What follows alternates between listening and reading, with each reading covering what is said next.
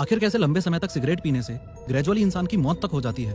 3D animation की मदद से चलो इस बात के पीछे की साइंस को समझते हैं। अगर एकदम बेसिक से शुरुआत करूं तो सारी प्रॉब्लम्स की जड़ है ये टोबैको प्लांट। इसी टोबैको प्लांट को सुखा के, सड़ा के और गला के किसी रोलिंग पेपर में डाल दिया जाए तो ये तैयार हो गया सिगरेट का आगे वाला पार्ट। सबसे पहले जैसे ही आपने सिगरेट को बर्न किया तो टोबैको के जलने से धुआं निकला। इस सिगरेट स्मोक को आपने इनहेल तो कर लिया, लेकिन प्रॉब्लम ये है कि 4000 से भी ज्यादा हार्मफुल गैसेस और केमिकल्स इस स्मोक के अंदर कंटेन्ड हैं। बैड न्यूज ये है कि सिगरेट का ये ब्राउन कलर का पीछे वाला पार्ट, जिसे सिगरेट बट या सिगरेट फिल्टर बोला जाता है, ये बस नाम का ही फिल्टर है। मेनली इसका काम है टोबैको के उस पार्ट को रोकना जो पूरी तरह से ना जल पाया हो, जिसे दूसरे शब्दों में टार भी बोल दिया जाता है। लेकिन इस फिल्टर के होने के बावजूद भी कुछ टार आपकी बॉडी में एंटर कर ही जाता है। फाइनली सिगरेट स्मोक इनहेल करने की वजह से 4000 से ज्यादा हार्मफुल गैसेस और केमिकल्स आपके विंड पाइप में एंटर कर चुके हैं। ये केमिकल्स आपके शरीर को एग्जैक्टली कैसे नुकसान पहुंचाएंगे, आगे बढ़ के ये समझने से पहले कुछ सेकंड्स के लिए इस स्टोरी को रोक देते हैं और एक नई स्टोरी की हेल्प से सबसे पहले ये समझते हैं कि अगर आपने सिगरेट स्मोक की जगह फ्रेश ऑक्सीजन इनहेल की होती तो क्या होता। देखो, आपने ऑक्सीजन इनहेल की, वो आपके विंड पाइप में पहुंच गई। ये दोनों हमारे लंग्स हैं और लंग्स तक पहुंचते पहुंचते आगे बढ़ के ये विंड पाइप इन दो ब्रांचेस में डिवाइडेड है, जिन्हें ब्रोंकाई बोला जाता है। और ये ब्रोंकाई इन बहुत सारी ब्रांचेस में डिवाइडेड हैं, जिन्हें ब्रोंकियोल्स बोला जाता है। फर्दर इन ब्रोंकियोल्स के भी एंड में है ये एल्वियोलाई। अब ध्यान से समझना, ये सिलेंड्रिकल पाइप्स जो आप देख रहे हो ये ब्लड स्ट्रीम है। खास बात यह है कि ये ब्लड स्ट्रीम इस एल्वियोलाई से अटैच्ड है और इस एल्वियोलाई की बाउंड्री इतनी ज्यादा पतली होती है कि इस जंक्शन पे कार्बन डाइऑक्साइड ब्लड स्ट्रीम से एल्वियोलाई में आके शरीर से बाहर जा सकती है, और जो ऑक्सीजन जस्ट अभी हमने सांस के द्वारा इनहेल की थी वो एल्वियोलाई से इस ब्लड स्ट्रीम में आ सकती है। इस ब्लड स्ट्रीम में ये जो रेड कलर के शेप्स आप देख रहे हो ये हमारे खून के अंदर रेड ब्लड सेल्स हैं। इन रेड ब्लड सेल्स के अंदर एक प्रोटीन होता है हीमोग्लोबिन। ये ऑक्सीजन एल्वियोलाई से ब्लड स्ट्रीम में आके इस हीमोग्लोबिन से बाइंड हो जाती है और फर्दर जैसे जैसे ये ब्लड हमारे पूरे शरीर में सर्कुलेट होगा, इसके साथ साथ ये ऑक्सीजन भी पूरे शरीर में सर्कुलेट होगी। फॉर एग्जाम्पल, लंग्स से ऑक्सीजन निकली और पैरों में चली गई, हाथों में चली गई, ब्रेन में चली गई, एक्सेट्रा एक्सेट्रा। अब हम वापस अपनी सिगरेट वाली स्टोरी पे आ जाते हैं। ये जो 4000 प्लस हार्मफुल केमिकल्स आपने इनहेल किए वो भी विंड पाइप से ब्रोंकाई में आए, ब्रोंकाई से ब्रोंकियोल्स में आए, ब्रोंकियोल से एल्वियोलाई में आए और यहाँ से सारी प्रॉब्लम्स शुरू। इन 4000 प्लस हार्मफुल केमिकल्स और गैसेस में से मोस्ट डेंजरस हैं ये कार्बन मोनोऑक्साइड और निकोटीन। यूजुअली ये ऑक्सीजन जाके हीमोग्लोबिन से बाइंड हो जाती है और ब्लड स्ट्रीम के साथ पूरे शरीर में चली जाती है। लेकिन ये कार्बन मोनोऑक्साइड बहुत हरामी गैस है। ये ऑक्सीजन को लात मार के बाहर कर देगी और खुद जाके हीमोग्लोबिन से बाइंड हो जाएगी। सिमिलरली ये निकोटीन भी इस ब्लड स्ट्रीम में आ जाएगा और इस बार आपके लंग्स में, आपके हाथों में, आपके पैरों में, आपके ब्रेन में ऑक्सीजन नहीं बल्कि कार्बन मोनोऑक्साइड और निकोटीन ट्रेवल करेंगे।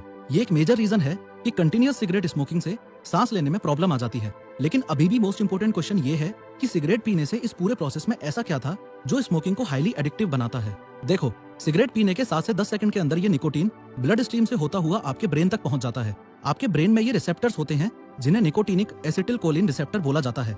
आगे बढ़ने से पहले ये समझो कि ये निकोटीन हेरोइन और कोकीन के बाद दुनिया का 3rd मोस्ट एडिक्टिव केमिकल है, यानी कि एक्सट्रीमली डेंजरस। जैसे ही ये निकोटीन इस रिसेप्टर से कनेक्ट होगा तो ये रिसेप्टर एक्टिवेट हो जाएगा। एक्टिवेट होते ही ये रिसेप्टर्स आपके ब्रेन में फील गुड हार्मोन्स और न्यूरोट्रांसमीटर्स रिलीज करते हैं, जैसे डोपामीन, एड्रेनालिन और सेरोटोनिन।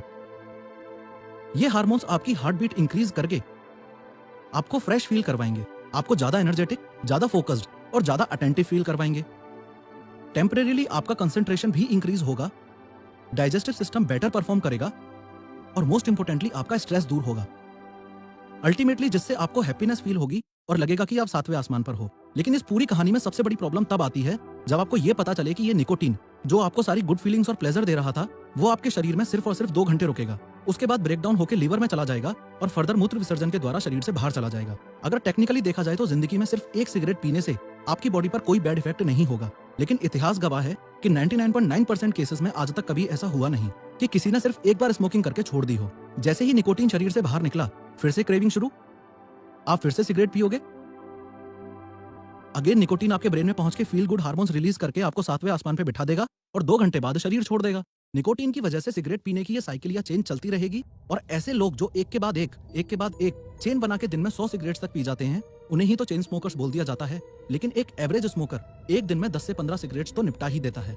सिगरेट स्मोकिंग की एनाटॉमी को समझने के बाद अब बारी है ये समझने की कि आखिर कैसे लॉन्ग टाइम तक स्मोकिंग करने से इंसान की जान तक जा सको। ये जो हमारे ब्रोंकियोल्स हैं इनके अंदर म्यूकस और सीलिया होता है। जब हम सांस लेते हैं तो ऑक्सीजन के साथ साथ जर्म्स और डस्ट जैसे हार्मफुल पार्टिकल्स भी हमारी बॉडी में एंटर करते हैं, जो कि आगे बढ़ने से पहले इस म्यूकस में ट्रैप हो जाते हैं।